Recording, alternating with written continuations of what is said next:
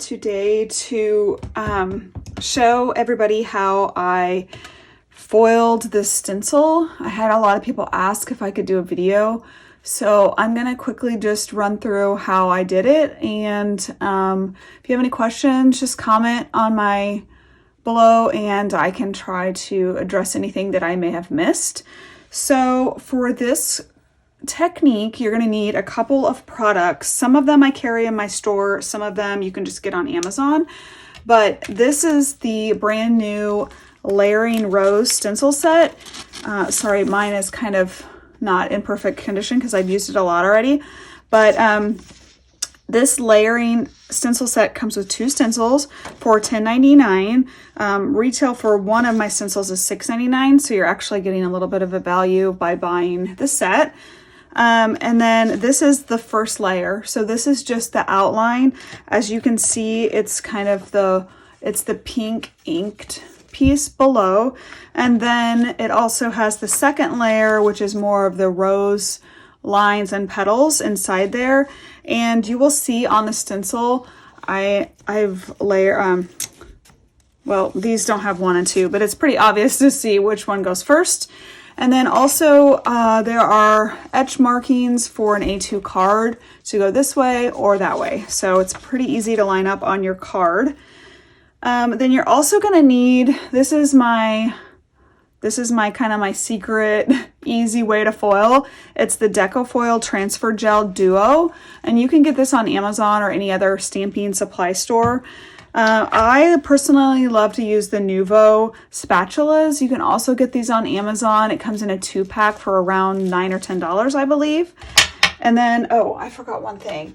I also use the spatulas to apply the gel, but then to get the gel nice and smooth with no lines, I use this scraper tool thing, and I don't exactly remember where I got it, but you can find them pretty much anywhere. And then last, you're gonna want to get some Deco foil. This is personally my very, very favorite, obviously because it's holographic, and I am all about things holographic. I actually carry this in my shop. I just restocked it because I love it so much.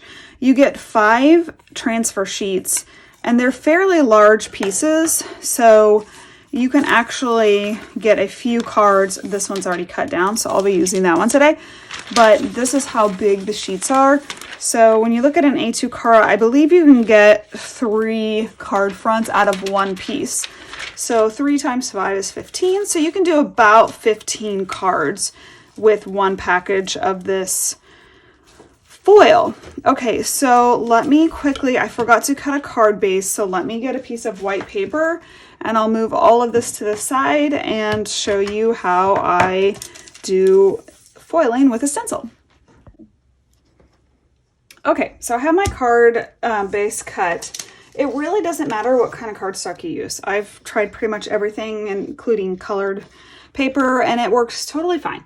So I'm gonna line up the stencil to fit on the A2 card, and then I have some stencil like masking tape that I use. I really like this kind. I don't have it in stock in my shop right now, but usually I carry it, so I need to order some. So you're gonna wanna tape, actually I'm gonna do this kind of like a little bit offset so that I can tape on the bottom of the card as well. Sometimes when I use my media mat, the bottom of the card kind of slides around. So I like to try to line it up where I can tape the paper as well as the stencil down. If that makes sense, so that that paper doesn't move around too much. Okay, so for this layer and this card, I'm going to just ink up the first layer. I am going to be using, I'm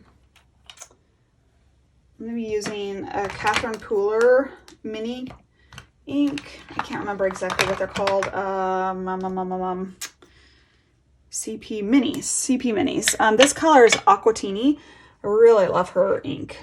It's fabulous. Okay, so I'm just going to ink blend this. It doesn't have to be perfect because you're going to be basically foiling over the top of it. And this stencil in particular is, the second layer is kind of a large image. So it kind of covers a lot of the ink blended layer. Some stencils that I carry, that I do foiling with, you're going to want to make sure that you get this first layer pretty good. This is also a really great technique with, I mean, really any stencils that you have, it's going to be great for.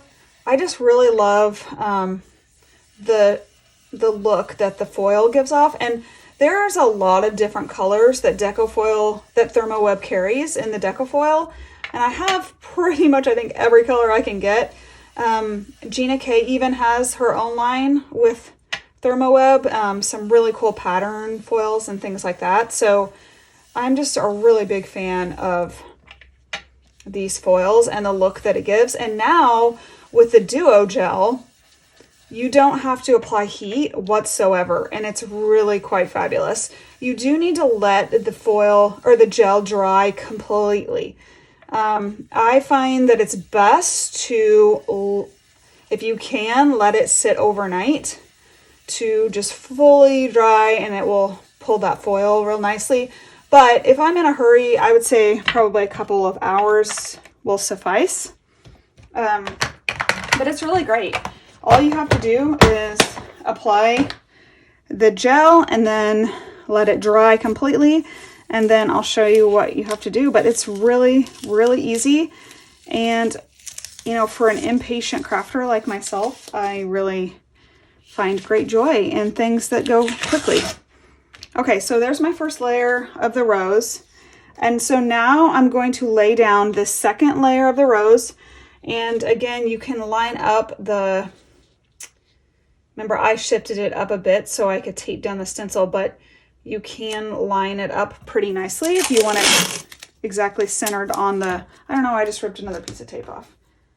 Let's save the earth a little bit and reuse. I just got busy chatting and wasn't really thinking. Okay, so this stencil is really cool with any, I mean, you could even just, like, for instance, right now I could take like a real dark teal and use this, you know, a real dark ink and go over it, and then that's it. But it has a really cool effect with just even ink blending. You can also use embossing paste. I really want to try like black. I think that would be really pretty on this teal, like just a black embossing paste for the second layer. So it's really fun. You can use all sorts of things. I also think this would be really pretty just using the second layer. Even if you like dry embossed it, I think that would be really, really beautiful. And then you could ink blend it into the embossed. I think that would be really pretty. Okay, so now I'm going to take the Transfer Gel Duo with a little bit on my spatula, and I'm just going to start going here. You don't want to apply a ton, but you want it to cover well. So you kind of have to find the happy medium with how much you're applying. You don't want it so thick that it's going to take days and days to dry, or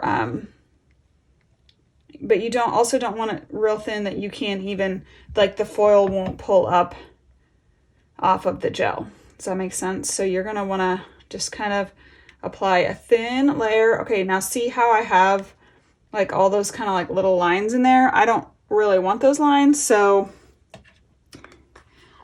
I'm gonna put the lid on this because it will dry up. You want to make sure and clean off your tools as soon as you possibly can, especially the stencils, because it will stick to your stencils and then it gets all gunky and not to mention kind of ugly. But you know, it's okay because we use our craft supplies, not just hoard them, right? Okay, so now I'm going to take the flat edge of the, what is this called? Like a, I don't know, scraper maybe? And I'm just going to run down, and then you can take even the excess off the scraper. It's kind of satisfying. And then put it back in your, as long as it doesn't pull up any ink coloring, you can put it back in your jar. I believe this Deco Foil Transfer Gel Duo is available on Amazon or any kind of crafty supply store online. It's really a game changer. Okay, so I'm pretty happy with that layer. See, now here I have some blue, so you're not going to want to put that back in your jar. You're just going to want to wipe that clean. So now we just wait. Unfortunately, there is a little bit of wait time with the gel just because it has to completely dry. So I'll be back when it's dry and we can do the magic. Whoops, I forgot. You are going to want to pull off the stencil while it's drying. So carefully, carefully, you got to pull that stencil up, and then you're going to want to wash it immediately. Okay, so I'm ready to foil. I cutting the foil down to fit the top of the stencil.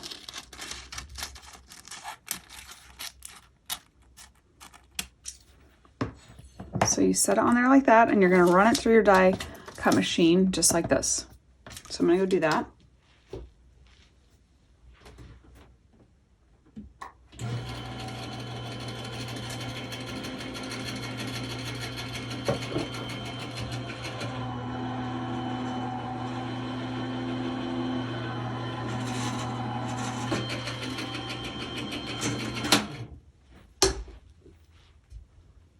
So this is what it looks like when it's running through. You're going to take it off of the plate. And you can kind of see that it's indented. Hopefully I let it dry long enough. I was kind of impatient. So you're going to carefully pull back. I find that it's best if you keep the foil, kind of try to line it up, keep it flat against the rest of the foil, if that makes sense.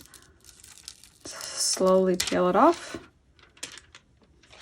and you have your foiled card. Easy peasy, no heat, no laminator, just this magical gel.